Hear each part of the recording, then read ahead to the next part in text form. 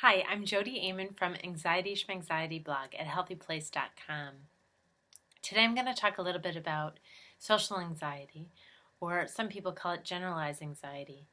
Now, there's so many different kinds of anxiety, and people experience so many worries and nervousnesses and fears that it's hard to categorize them in one place.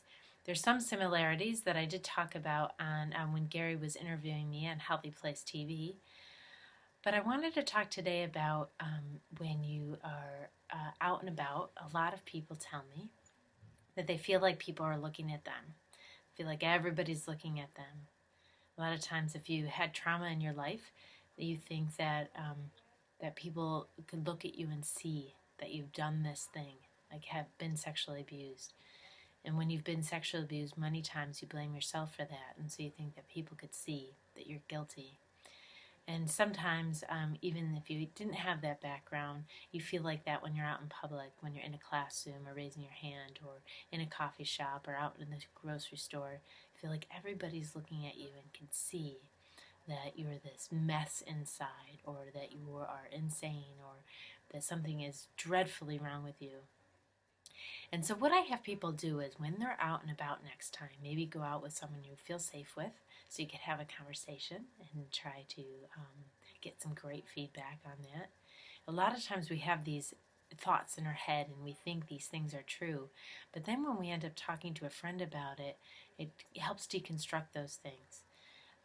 So it's really good to have someone to give that feedback from.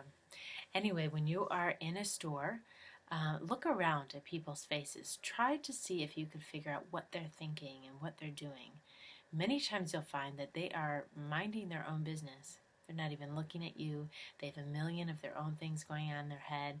They're trying to decide what they're going to buy, or trying to deal with their own kids or their own person they're with. They might be on their phone.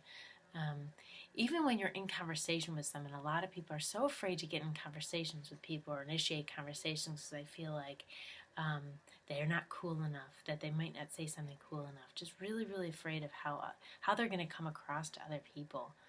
Um, and I tell them, notice, look in their face. What might they be thinking about while they're listening to you talk?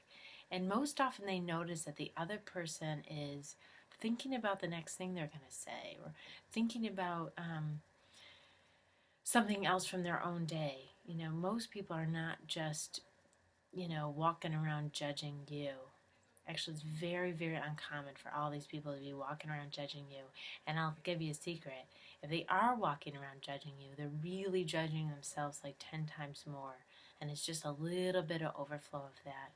So, um, it's not even about you in the first place. It's really their problem. It's very hard to get over. And over the year and through my blogs and through some of my videos, I'll talk about that more and more.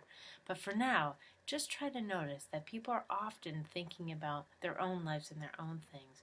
They're not at all looking at you and judging you. And that might help you let go of that a little bit. Let go of that worry. Let go of that nervousness that you're going to really screw up royally, because people are going to notice how really, messed up and crazy you are. It's really not happening. And I want you to get back to having fun in your life and doing great stuff. So, thanks for listening.